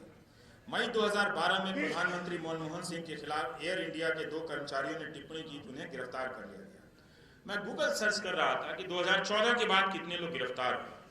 31 अक्टूबर 2017 को फिल्म स्टार विजय के फैन तमिलनाडु में गिरफ्तार कर लिया गया क्योंकि उन्हें प्रधानमंत्री के खिलाफ टिप्पणी की थी, जिसे हम आपत्तिजनक कहते हैं। जैसे लोकतंत्र में लोकजनक तो कुछ होता नहीं, सब आपत्तिजनक होता है। और इसकी शिकायत बीजेपी के आईटी सचिव ने की थी, जिला आईटी सचिव ने। नवंबर 2017 में चेन्नई में एक कार्टूनिस्ट को गिरफ्तार किया गया क्योंकि उसने वहां के मुख्यमंत्री के खिलाफ कार्टून बनाया था। अब देखिए, ये पैन इंडिया मामला होता जा रहा है। हम सोच रहे थे कि सिर्फ प्रधानमंत्री मोदी या मुख्यमंत्री योगी के खिलाफ टिप्पणी करने से ही गिरफ्तारी हो जाती है, लेकिन ये पैटर्न बनता जा रहा है। एक जगह जब जनता कमजोर होती है तो देश के हर कोने में जनता कमजोर हो जाती है। इसीलिए मैं कह रहा हूँ कि अपने लोक होने के लोकपन को बचा लीजिए, वरना नेता जो है लड़कपन में आपको बर्बाद कर देंगे। 3 मई 2017 को उत्तरी कन्नडा में मुरुदेश्वर पुलिस ने 2 युवाओं को गिरफ्तार किया। इन्होंने प्रधानमंत्री मोदी के खिलाफ वही आपत्तिजनक टिप्पणी की थी और व्हाट्सएप ग्रुप के एडमिन थे। एक इसमें ऑटो रिक्शा चलाने वाला था, उसने फोटो शेयर कर दिया था। फिर बनारस के जिला प्रशासन ने आदेश दिया कि जो झूठी बातें, अफवाहें पोस्ट करेगा उसको अरेस्ट कर लिया जाएगा। प्रधानमंत्री, भारत के प्रथम प्रधानमंत्री नेहरू के बारे में कितनी झूठी बातें चल रही हैं, आज तक कोई अरेस्ट हुआ? सुना आपने कि प्रधानमंत्री, भारत के पहले प्रधानमंत्री नेहरू के बारे में इतनी अफवाहें चल रही हैं। बीजेपी आईटी सेल के जो मालवीय जी हैं, वो बनारस वाले मालवीय नहीं जिन्होंने बीजेपी बनाया, ये जो आईटी सेल जो वो अमित मालवीय हैं, तो उन्होंने एक ट्वीट कर दिया कि नेहरू जी कुछ महिलाओं से गले मिल रहे हैं। तो महिलाओं से गले मिलना कौन सी बुरी बात है? ये कब बुरा हो गया महिलाओं से गले मिलना? पता चला कि उनमें कोई उनकी बहन है, कोई उनकी भतीजी हैं जिनसे वो गले मिल रहे हैं। तो जब आप अपने आप को इतना कमजोर कर देंगे तो ये भाई बहन को भी प्रेमी बनाकर भीड़ जुटाकर मार देंगे। इसलिए मैं जो भी बोल रहा हूं अपने लिए नहीं बोल रहा, आपके लिए बोल रहा हूं, क्योंकि आपका भविष्य बहुत खराब है। क्योंकि जब आप जनता नहीं बनेंगे तो आप में से कोई भी चुन लिया जाएगा, जो बच जाएगा वो सिर्फ चांस की बात है कि वो बच गया। तो इसलिए आप कभी नहीं देखेंगे कि झूठी अफवाह फैलाने के आरोप में, नेहरू जी के बारे में अफवाह फैलाने के बारे में, नेहरू या जो भी हों उनके बारे में अफवाह फैलाने के बारे में कोई अरेस्ट हुआ। अब इसी साल मार्च में आखिरी हफ्ते में 7 लोगों को यूपी में अरेस्ट किया गया, और जब मुख्यमंत्री के रूप में योगी आदित्यनाथ ने शपथ ली, चंद घंटे में 4 लोग अरेस्ट हो चुके थे। मार्च 2015 में आजम खान के खिलाफ किसी लड़के ने, 11वीं क्लास के लड़के ने टिप्पणी की तो उसको अरेस्ट कर लिया गया। मई 2014 में देवू साहब हैं, उन्होंने मोदी जी के खिलाफ फेसबुक पर टिप्पणी की तो अरेस्ट हो गए।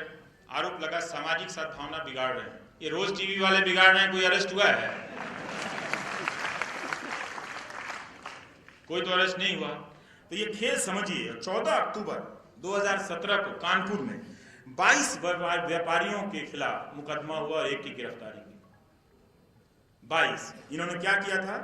अपने प्रधानमंत्री की तस्वीर कोरिया के किम जोंग के साथ लगा दी थी। अब दिन भर टीवी में किम जोंग चलेगा तो ये इमेज बन जाएगा ना यहाँ के लोगों का, तो तुलना किससे करेंगे? तो वही गोदी मीडिया किम जोंग चला रहा था तो उनको लगा वो नाराज था, लोग नाराज थे, तो नाराजगी में अपने नेता को वो 2 बातें कहते हैं। तो आपने किम जोंग को प्रतीक के रूप में दे दिया तो नाराज हुआ, तो लोग तुलना कर दिया, तो उसमें उनको सजा हो गई। ये अच्छी बात नहीं। राजनीतिक जीवन में एक नेता की कितनी आलोचना होती, विरोधी तो उनके सामने बैठ के आलोचना करते, पीछे भी नहीं, क्या क्या बातें नहीं कहते एक दूसरे के बारे में। वो एक दूसरे को तो अरेस्ट नहीं करते। करना चाहिए था कांग्रेस के नेताओं को कि पार्लियामेंट में आप ये सब हमारे खिलाफ करते हो, लेकिन नहीं, आप जनता के बीच से किया जाता है गिरफ्तार, ताकि आप इस प्रक्रिया में, दोनों के खेल में लगातार कमजोर होते जाए। आपको कमजोर किया जाता है ताकि आप उनका डर, क्योंकि आप नेताओं की विश्वसनीयता, जिस तरह से मीडिया की विश्वसनीयता जनता में खत्म हुई है, उसी तरह से नेताओं की विश्वसनीयता खत्म हुई। लेकिन उन्हें सत्ता में तो रहना है, राज करना है, वो उसके प्रतिस्पर्धा है, दावेदार हैं, तो इसलिए वो लगातार जनता की हैसियत को कम करते चलेगा।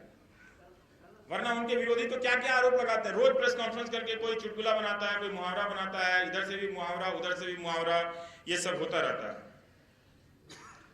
तो ये है कि जो गिना मैंने, तो 2014 से लेकर अब तक कोई 42 से अधिक लोग प्रधानमंत्री या बीजेपी के किसी भी मंत्री के खिलाफ, मुख्यमंत्री या कोई भी नेता, आपत्तिजनक टिप्पणी करने के आरोप में गिरफ्तार हुए या मुकदमे का शिकार हुए।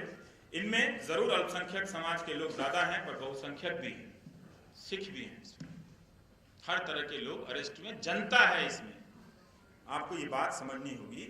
इसलिए मैं कहता हूं कि जनता को जनता बनना पड़ेगा। अब मैं एक बात बता रहा हूं कि जनता जनता क्यों नहीं है। क्या सिर्फ इस प्रक्रिया को, आपके लोकतांत्रिक होने की प्रक्रिया को बहुत साहस की जरूरत होती है। ऐसे नहीं आप फ्री फंड में लोकतांत्रिक हो जाते हैं, वो रोज प्रैक्टिस करना पड़ता है लोकतांत्रिक होने के लिए। एक दिन आप नेट प्रैक्टिस नहीं करेंगे, आपका लोकतांत्रिक होने का प्रयास जो है वो छूट जाएगा। तो जो निजीकरण की रफ्तार हुई, तेजी से कॉर्पोरेट कल्चर आया, आप देखेंगे कि किसी भी डेमोक्रेटिक पार्टिसिपेशन में, लोकतांत्रिक भागीदारी में इनकी उपस्थिति ना के बराबर है। कोई भी अपनी कंपनियों से निकल कर नहीं आता है। जो भी एक बार कॉर्पोरेट में गया वो डेमोक्रेसी के सेटअप से बाहर हो जाता है। इसीलिए वो एक ऐसी व्यवस्था को जीने लगता है जिस व्यवस्था में लोकतंत्र के प्रति उसके भीतर कदर कम हो जाती है। तो वो ट्वीट करते करते ड्रीम करने लगता है कि इंडिया को सिर्फ मिलिट्री रूल ही सेव कर सकता है। इस तरह के फालतू फालतू विकार, सपने आने लगते हैं उसे, विकार ही है एक तरह से।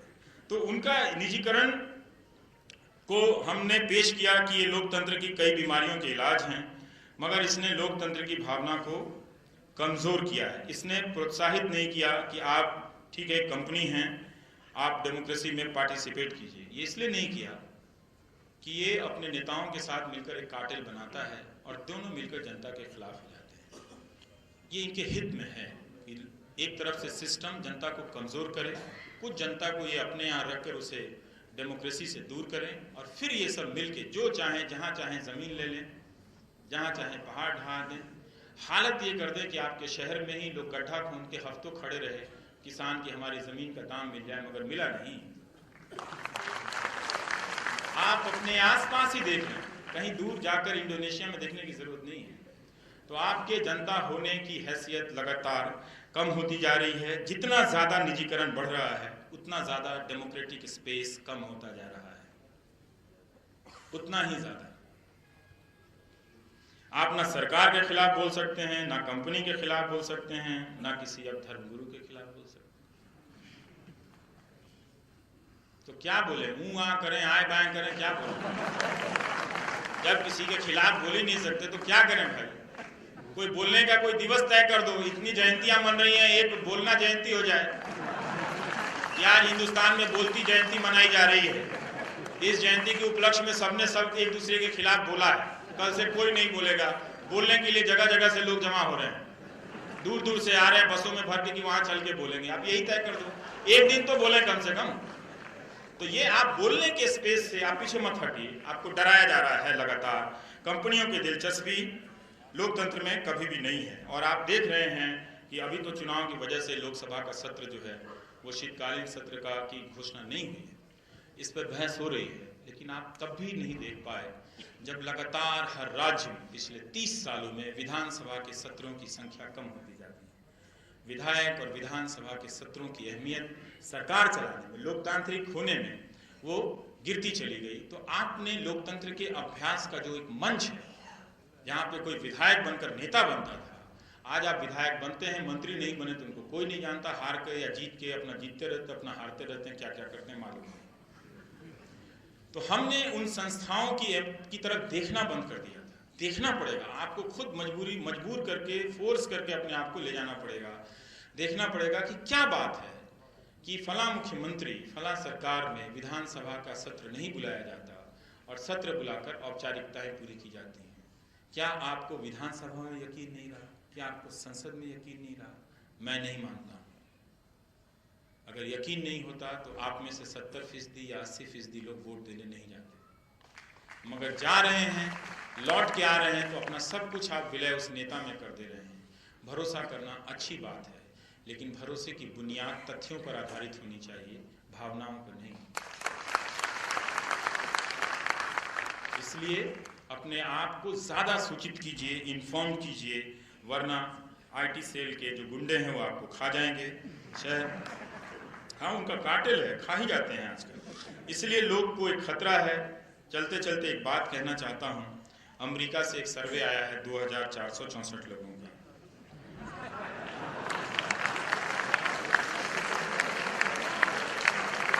$2464 लोगों का। मैं तो खुश हूं कि ये 2500 नहीं है। जब इतना ही कर लिया, 10-20 और जोड़ के 2500 कर लेते। पर उनको कोई लगा होगा, शायद ज्योतिष ने कहा होगा कि 2464 रख लो तो इसमें काल गणना सही रहेगी। वहां तक ठीक है इनकी बात कि 80% इन 2464 में, जिसमें 10 में से 9 भारतीय बताया गया, प्रधानमंत्री को लोकप्रिय मानते हैं। वहां तक ठीक है, किसी भी सर्वे में वो आते ही हैं लोकप्रिय है। पर जो बाकी सवालों के जवाब दे रहे हैं वो बहुत चिंता की बात है। वैसे तो मैं उस 10वें को लेकर भी चिंतित था कि भाई जब 9 उस तरफ चल गए तो तुम अकेला क्यों इस तरफ खड़े हो। फिर मुझे लगा कि ये जो एक आदमी है ये असली लोकतांत्रिक है। ये एक तरफ अकेला खड़ा होकर हिंदुस्तान के लोकतंत्र पर एहसान कर रहा है, वरना वो अकेला तो डर के मारे देखे कि 9 आदमी उधर चले गए हैं, भाई क्रॉस करो, उधर 10 में 10 बन जाओ। हाँ, पर वो अकेला बना रहता है। ये कमाल का आदमी है। जो भी है उसका सलाम मैं यहां से भेजता हूं कि उसने लोकतंत्र की मान रखी, एक नेता को 90% लोकप्रिय भी होने दिया, लेकिन एक जगह खड़ा होकर एक विरोधी भी है उस नेता का, यह भी होने दिया। ये बहुत अच्छी बात थी। लेकिन आगे की जो बात है, उन जो 2464 लोगों की, वो अपने ही सर्वे की इस अच्छी बात को खारिज करते हैं। जो लोग इस सर्वे को ट्वीट कर रहे थे या इसका जश्न मना रहे थे, मुझे लगा थोड़ा पढ़ भी लेते हैं। इनमें से 50 से 55% लोग ऐसे हैं जो मानते हैं कि सैनिक शासन होना चाहिए। 10 में से 9 मानते हैं कि लोकतंत्र की प्रक्रिया से चुनकर आए एक व्यक्ति में अपना विश्वास व्यक्त करते हैं और वो व्यक्ति अपने पूरे राजनीतिक जीवन में लोकतांत्रिक आकांक्षाओं का ही प्रतीक है, तभी वो मुख्यमंत्री से प्रधानमंत्री बनते हैं, इसमें तो कोई शक नहीं है। पर उन 9 लोगों में से 5 लोग फिर सैनिक शासन में क्यों यकीन रखते हैं? क्या उन्हें पूरा विश्वास नहीं जिसे वो लोकप्रिय बता रहे हैं? वो क्यों रखते? आप सोचिए, अगर इनसे ये सवाल पूछा जाता, एक ही सवाल पूछा गया होगा, क्या आप मिलिट्री रूल को बेहतर मानते हैं, तो कह दिया होगा कि हाँ। लेकिन दूसरा सवाल अगर मैं पूछता, क्या आप चाहते हैं कि मिलिट्री रूल में कोई रात में 2 बजे आए और आपको, आपके बाप को उठाकर थाने में 10 साल के लिए बंद कर दे, ना वकील, ना दलील, ना मुकदमा, ना तारीख, मिलिट्री रूल का समर्थन करेंगे? करता वो? नहीं करता। ये सवाल पता है क्यों पूछा जा रहा है? इसका कारण बताता हूं, थोड़ा इंतजार कीजिए। सैनिक शासन को पसंद करने वाले लोगों से सर्वे वाले ने नेता का नाम नहीं पूछा, कोई जो मिलिट्री रूल करेगा वो कौन होगा, वरना ये ऐसे लोग हैं जो कह देते कि जनरल वीके सिंह को बनाऊंगा मैं अपना नेता। जो राज्य मंत्री है सैनिक है, मिलिट्री रूल में तो मिलिट्री वाला सेनाध्यक्ष ही बनेगा ना, और कौन बनेगा? मैंने मिलिट्री रूल में ऐसा थोड़ी होता कि कैप्टन बन गया, तो कैप्टन भी पहले सेनाध्यक्ष का तख्ता पलटेगा तब जाके वो मिलिट्री रूल कायम करेगा। लेकिन जब तक सेनाध्यक्ष है और मिलिट्री रूल है तो सेनाध्यक्ष ही बनेगा ना फिर। तो कितनी गड़बड़ियां हैं लोकतंत्र को लेकर, नेता को लेकर। सोचने में हम इतने कंफ्यूज क्यों हैं? इसलिए हैं कि लोकतंत्र को लेकर जो अभ्यास मैच होते थे हमारी संस्थाओं के, दैनिक अभ्यास मंच, पत्रकार से, लेख से, ये आज नहीं, ये अगर आप ऐसा सोच रहे हैं कि इस सरकार के दौर हुआ तो गलती कर रहे हैं, फिर समय को ठीक से नहीं समझ रहे हैं। ये 25-30 सालों से लगातार होता चला आ रहा है, जिसमें संस्थाओं को लगातार कुचला जा रहा है। आज शायद आपको इसलिए लग रहा है कि कुछ लोग या ऐसे लोगों का प्रतिशत थोड़ा ज्यादा दिख रहा है जो इसके प्रति सचेत है। इस सर्वे में 55% ने कहा उन्हें स्ट्रांग नेता चाहिए। क्या करना है स्ट्रांग नेता का? क्या संविधान में बनाए गए कानून, दिए गए अधिकार किसी नेता या मुख्यमंत्री को इतने अपर्याप्त हैं कि वहां पहलवान चाहिए? क्या कैबिनेट सेक्रेटरी से कुश्ती करने की जरूरत पड़ती है? कैबिनेट की मीटिंग में मारना वारना पड़ता है? किस लिए चाहिए स्ट्रांग नेता? स्ट्रांग विल को रिप्रेजेंट करने वाला नेता चाहिए, ये होना चाहिए। पर ठीक है, क्योंकि ये एक सवाल है और इस सवाल को लेकर कोई भी, अभी आप आलोचना कर रहे हैं, आपसे भी पूछा जाए तो आप भी कहेंगे कि हाँ स्ट्रांग नेता चाहिए, देश को चलाने वाला मजबूत नेता चाहिए। लेकिन ये लोग कंफ्यूज हैं कि सैन्य तंत्र वाला नेता चाहिए कि लोकतंत्र वाला नेता चाहिए। ये चल रहा है, एक मिथक जो है वो खड़ा किया जा रहा है कि मजबूत नेता का एक मिथक है और उसके पैरेलल सैनिक शासन का चल रहा है। क्योंकि अभी तक लोकतांत्रिक जो संस्थाएं हैं वो अपने बेहतर रूप में जनता की आकांक्षाओं को पूरी करने में असफल रही हैं। और आप देखेंगे कि इनके जरिए जो सत्ता और संसाधन पर नियंत्रण रहा है, भारत ही नहीं दुनिया के किसी भी देश में और दुनिया भर में 1 या 2% लोगों के पास ही बाकी 90-95% आबादी की संपत्ति के बराबर की संपत्ति वहां जमा हुई है। ये वो खुद ही बता रहे हैं, ये किसी कम्युनिस्ट देश से नहीं आ रहा है, सीपीएम के दफ्तर का सर्वे नहीं है, ये खुद ही वो लोग अपना सर्वे करते हैं। अर्थशास्त्री जो पूंजीवादी व्यवस्था में यकीन करते हैं कि 1 ही 2 ऑक्सफाम की रिपोर्ट है कि 1 ही 2% लोगों के पास है। तो अब डर है नेताओं को कि ये जो 90% जनता है जिसके पास खाने के लिए नहीं है, अभी तो इसके कुछ प्रतिशत फांसी पर लटक रहे हैं, लेकिन जब ये अपनी आत्महत्याओं से थक जाएंगे तो एक दिन बगावत कर देंगे।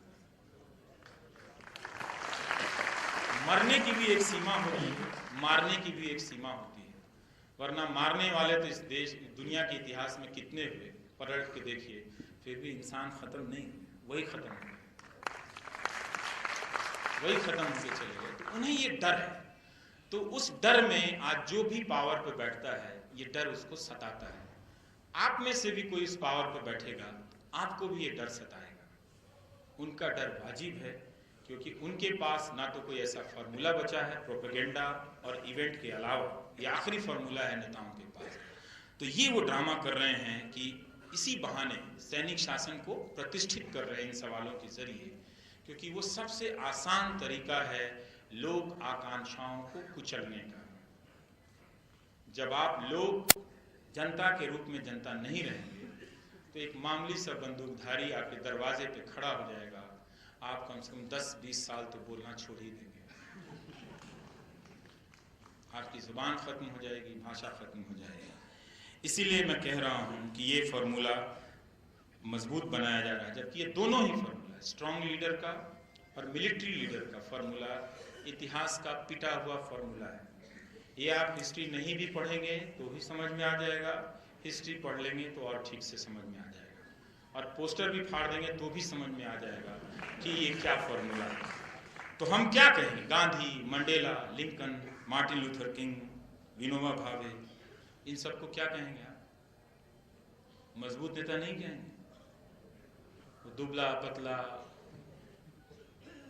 सिर्फ धोती पहनने वाला जो ब्रिटिश हुकूमत के खिलाफ लड़ता चला गया, वो क्या था? कमजोर नेता था या मजबूत नेता था? मजबूत नेता था ना। जरूरी नहीं कि मजबूत नेता हमेशा अच्छे कपड़ों में दिखता हो, पूरे पर्दे में दिखता हो। कोई नंगा फकीर भी मजबूत नेता हो सकता है।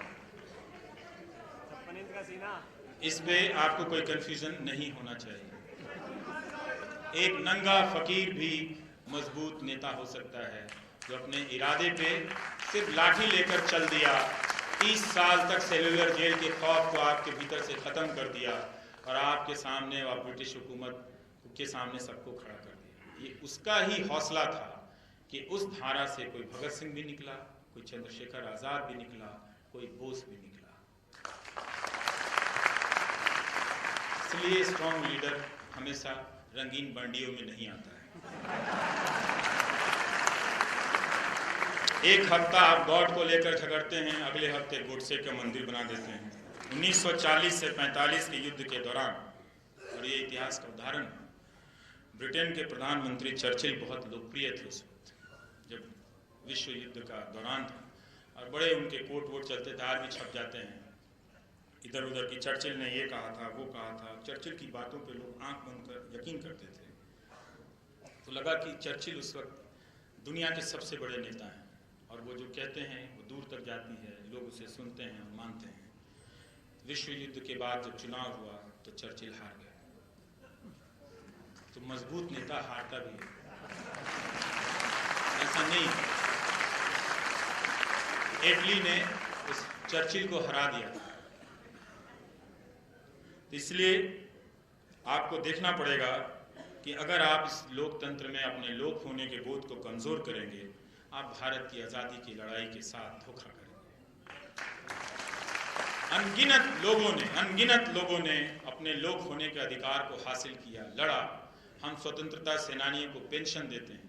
क्या हमें पता है कि वो स्वतंत्रता सेनानी जब इस देश को आज़ाद करने के लिए वर्षों जेल में रहे, जिनका हम नाम भी नहीं जानते, उनके पीछे उनके बच्चे, पीढ़ियों तक के बच्चे बर्बाद हो गए। उनके परिवारों की आर्थिक स्थिति उसी पेंशन पर रही और वो लगातार कमजोर होते चले गए। तो उन्होंने इतना बड़ा, कई पीढ़ियों का, अपने परिवार की कई पीढ़ियों की जिंदगी दांव पर लगाकर, भविष्य दांव पर लगाकर देश के लिए लोक होने का बोध हासिल किया। आप उस देश के लिए, उनके लिए कम से कम स्वतंत्रता सेनानियों की इज्जत के लिए रखने के लिए अपने लोकपन को, अपनी जनता होने के अधिकार को कमजोर मत कीजिएगा। इसलिए ये मजबूत नेता जो है वो टाइम पास का फॉर्मूला है। नेता वही होता है जो सबको साथ लेकर चले, ना कि सारे लोग उसके पीछे पीछे चले। इसलिए आप गांधी के आसपास बहुत सारे नेताओं को देखते हैं, राजेंद्र प्रसाद को भी देखते हैं, डॉक्टर अंबेडकर को भी देखते हैं, नेहरू को भी देखते हैं, और सरदार पटेल को भी देखते हैं, और वैसे बहुत सारे लोगों को आप देखते हैं। उसी से लोकतंत्र में लोक हावी रहता है, वरना एक नेता हावी होगा तो सिर्फ तंत्र ही तंत्र रह जाएगा, झूठ का मंत्र रह जाएगा। इसलिए आप लोक का निर्माण कीजिए, फिर से जनता होने का अधिकार हासिल कीजिए। मुझे इजाज़त दीजिए। नमस्कार। आपने बहुत प्यार दिया।